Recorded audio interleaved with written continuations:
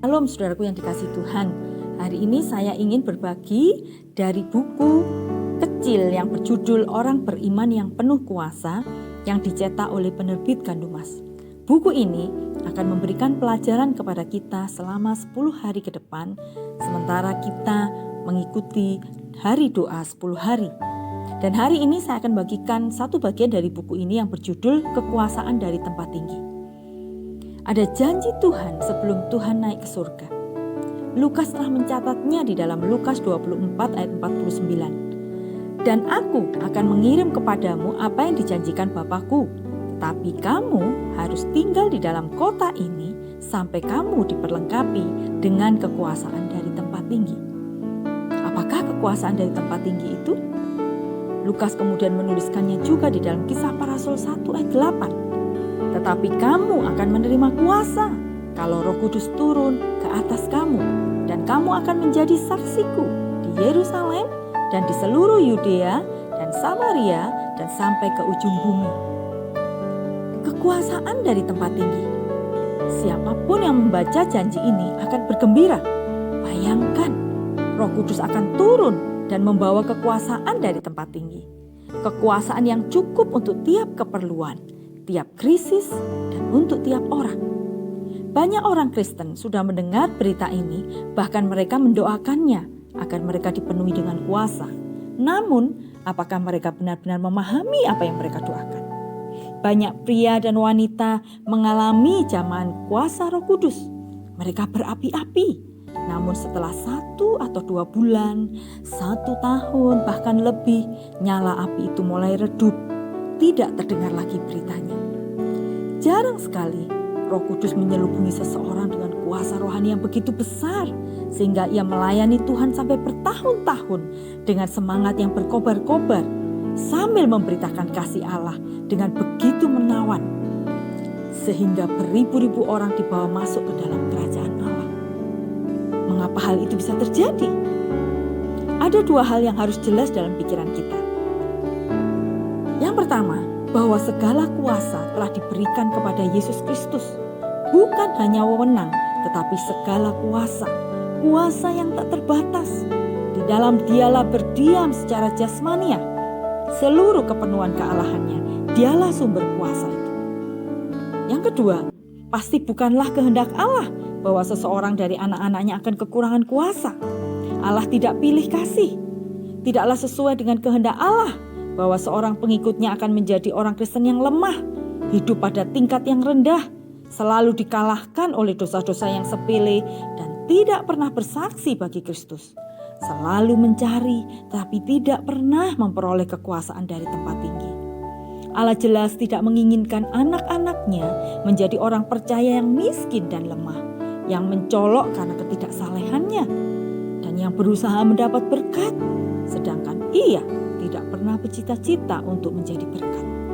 Seorang pemenang jiwa yang terkenal bertemu dengan seorang mahasiswa tingkat pasca sarjana pada suatu konferensi, lalu bertanya kepadanya, "Anda datang untuk memberi atau mendapat?" Bukankah sebagian peserta konferensi pasti akan menjawab, "Untuk mendapat." Jangan salah mengerti maksud saya. Kita perlu mendapat. Mendapat makin lama makin banyak. Sampai dengan kekekalan, kita tak pernah akan mengetahui segala sesuatu tentang Allah. Kita masih akan terus belajar untuk mengetahui. Tetapi betapa sedikitnya orang Kristen yang berusaha keras untuk memberi. Dan sebelum kita bertujuan untuk memberi, percayalah, kita akan mendapat hanya sedikit saja. Gereja yang nampak dewasa ini terhambat oleh sebab sebagian besar anggotanya hanya ingin dilayani dan bukan melayani. Namun demikian, kebanyakan mereka tetap berpendapat bahwa mereka sedang mencari kekuasaan dari tempat tinggi. Bagaimana keadaan gereja dewasa ini? Kita mempunyai Allah yang ajaib, sumber segala kuasa dan kekuatan. Ia ingin sekali memberikan kuasa kepada tiap-tiap orang percaya. Anak-anak Tuhan merindukan kuasa dan terus-menerus berdoa memohon kuasa. Namun betapa sedikitnya yang diberkati dengan kuasa. Banyak di antara kita bekerja cukup keras untuk Tuhan. Namun alangkah tidak berhasilnya sebagian besar hidup kita.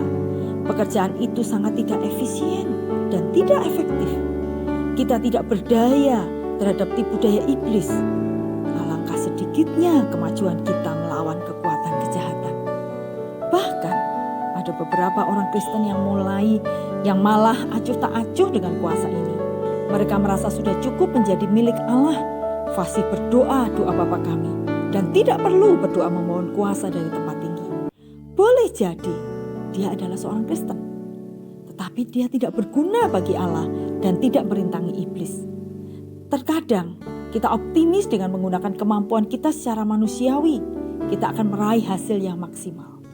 Di dalam Alkitab ada seorang tokoh yang disebut seorang yang fasih berbicara, sangat mahir soal-soal kitab suci. Ia telah menerima pengajaran dalam jalan Tuhan. Dia bersemangat, dia berbicara dan menjelaskan tentang ajaran tentang Tuhan Yesus. Dia berbicara dengan berani. Siapakah dia? Kisah Para Rasul 18 ayat 24-26 mencatat dia adalah Apolos. Orang seperti itu kelihatannya membawa perubahan besar dalam kota itu, tetapi ternyata tidak. Ketika Paulus datang ke Efesus, tempat di mana Apolos pernah melayani, yang bertobat hanya beberapa orang saja. Sampai akhirnya Paulus memberitakan tentang kabar baik dan tentang baptisan Roh Kudus. Mereka hanya tahu baptisan Yohanes dan tidak mengetahui baptisan Roh Kudus. Tetapi ketika baptisan Roh Kudus disampaikan, terjadi kebangunan rohani di kota Efesus. Pengetahuan Alkitab, semangat dan kefasihan bicara tidak berguna bila tanpa kekuasaan dari tempat tinggi. Semangat yang berkobar-kobar yang bagaimanapun tidak dapat mengganti kuasa Roh Kudus. Alangkah sayangnya, di sekeliling kita ada banyak orang yang mati dalam dosa mereka, walaupun kita berusaha dengan sungguh-sungguh untuk mencapai mereka. Dunia ini salah mengerti tentang Kristus oleh sebab kita orang Kristen tidak menyatakan Kristus di dalam tubuh kita yang fana ini. Kristus mengharapkan agar kita mendatangkan kemuliaan bagi namanya, sedangkan kita begitu sering menjadi batu sandungan baik bagi dunia maupun bagi saudara-saudara seiman kita, hanya karena kita tidak mempunyai kekuasaan dari tempat tinggi. Rintangan terbesar bagi pekabaran Injil adalah orang Kristen yang lemah. Seorang pria Tionghoa pernah ditanya, apakah yang menjadi penghalang terbesar bagi penyebaran agama Kristen di China? Ia menjawab tanpa ragu-ragu, orang Kristen adalah batu sandungan yang terbesar. Gandhi sangat suka menyelidiki Alkitab. Ketika ia berada di penjara India, pernah orang bertanya kepadanya, mengapa India tidak menerima Kristus? Jawabnya, oleh sebab meskipun kita menghormati Kristus, kita tidak melihat rohnya di dalam orang-orang yang mengakui bahwa mereka percaya kepadanya. Allah memiliki kuasa kekal yang tak terbatas. Ia ingin agar anak-anaknya dipenuhi dengan kuasa dari tempat tinggi. Dunia merasa terganggu dan heran melihat kelemahan kita. Padahal selama ini Allah sedang menunggu untuk memberikan kuasa itu yang sudah dicurahkan. Ia menanti sampai kita bersedia untuk dipenuhi kuasa dari tempat tinggi. Mari kita menjadikan doa 10 hari ini sebagai kesempatan untuk menantikan kekuasaan dari tempat tinggi. Tuhan Yesus memberkati kita hari ini.